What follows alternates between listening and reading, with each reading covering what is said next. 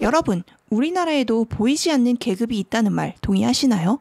조선시대에는 왕족, 양반, 중인, 평민, 노비로 완벽한 신분제 사회였잖아요. 노비로 태어나면 그냥 노비로 살다가 죽는 거예요. 현대에 와서도 당연히 헌법에 따라서 인간은 평등한 존재로 인정받지만 한편으로는 자본주의 사회 하에서 신분까지는 아니더라도 가지고 있는 부에 따라서 계급은 분명히 존재하는 게 사실이에요.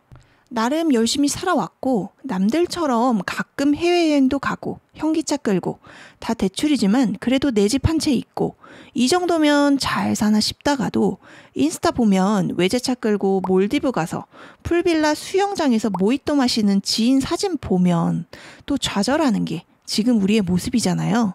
나 정도면 그래도 평균은 하는 걸까? 대한민국에서 내 계급은 어느 정도일까? 그래도 중산층은 되지 않을까? 이런 궁금증 한 번쯤은 가져보셨을 거예요. 저도 정말 궁금하더라고요. 그래서 한번 알아봤습니다. 현재 우리나라의 평균 가구의 자산은 무려 5억 4,700만 원. 이 중에 금융자산은 1억 2천만 원, 그리고 실물자산은 4억 2천만 원입니다. 잠깐, 금융자산은 뭐고 실물자산은 뭘까요? 금융자산은 적금, 예금 같은 은행에 있는 돈, 그리고 주식 투자, 개인 연금을 말해요. 실물자산은 아파트, 빌라, 상가, 땅 같은 부동산, 그리고 금, 은 같은 실체가 있는 자산을 말합니다.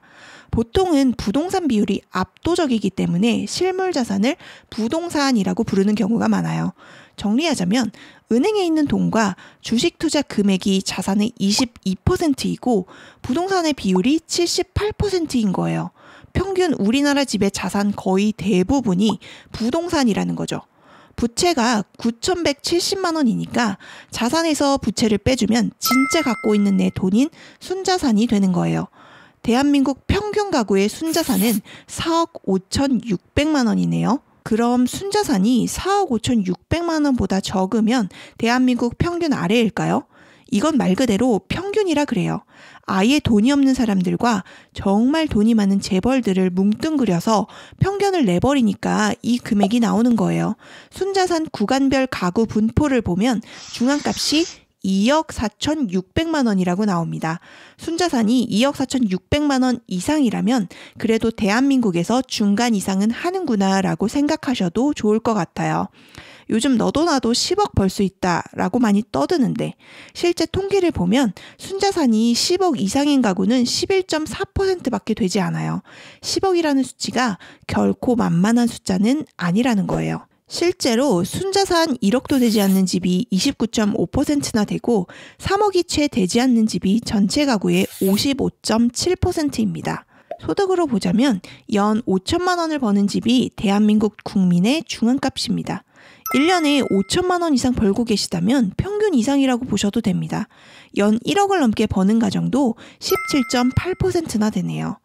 지금까지 제가 말씀드린 거는 전 국민 통틀어서잖아요. 그럼 나 30대인데 내 나이 또래에 비해서는 나는 어느 정도일까? 라고 궁금하실 거예요. 연령대별 순자산 보유액을 보면 대충 감을 잡으실 수 있어요. 20대라면 순자산 8,400만 원, 30대라면 순자산 3억, 40대는 4억 7천만 원, 50대는 5억 3천만 원, 60대는 4억 8천만 원이 평균입니다.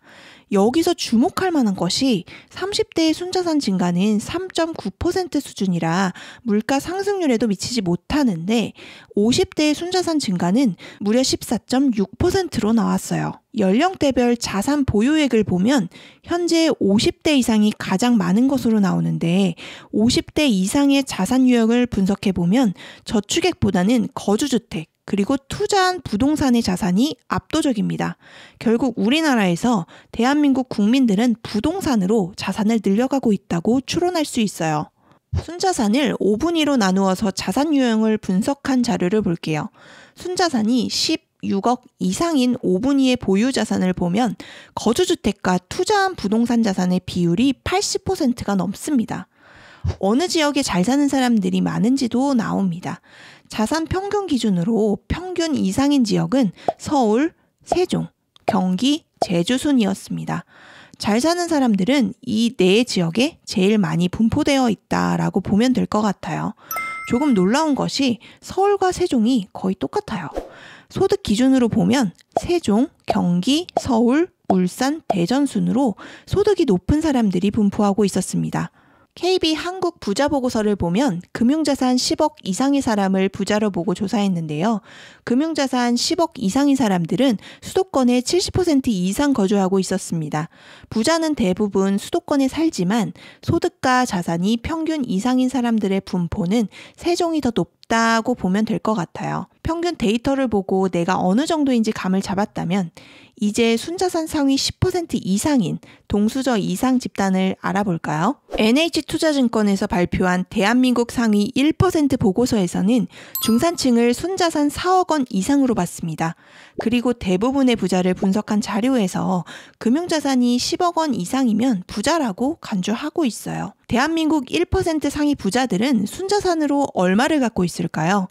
29억 2천만 원입니다.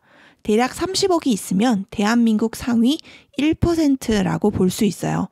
대한민국 0.1%는 76억 8천만 원이네요. 그리고 대한민국 상위 1% 부자들은 50대 이상이 전체의 90%입니다. 반면에 40대 이하의 젊은 부자의 비율은 10% 정도밖에 되지 않습니다. 상위 1% 가구의 자산 구성을 보면 여기서도 역시 투자한 부동산이 48%, 그리고 거주주택이 30%로 총 78%가 부동산 자산이네요. 지금까지 말씀드린 내용을 토대로 아주 깔끔하게 우리나라 계급도를 정리해봤어요. 중산층이라고 부를 수 있는 순자산은 4억입니다. 그리고 대한민국 중간은 간다라고 말할 수 있는 금액이 2억 5천입니다. 대한민국 상위 1% 금수저는 30억은 있어야 되고요. 70억만 있으면 우리나라 탑티어 상위 0.1%가 되실 수 있습니다. 비록 여러분은 흙수저를 물고 태어났다고 하더라도 자본주의 체제 하에서는 계층을 뛰어넘을 수 있는 기회의 평등이 분명 존재하거든요. 자본주의는 부의 불평등을 불러오고 없는 사람들에겐 잔인한 건 사실이에요. 그리고 길을 쓰고 부의 사다리를 오르기 위해 죽도록 노력하는 사람들에게 사다리를 걷어차고 있는 사회 시스템, 정치인, 가진 자들도 분명히 존재해요.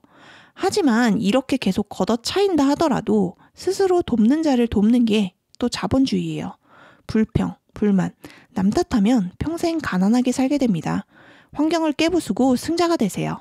여러분 모두 부자 되세요.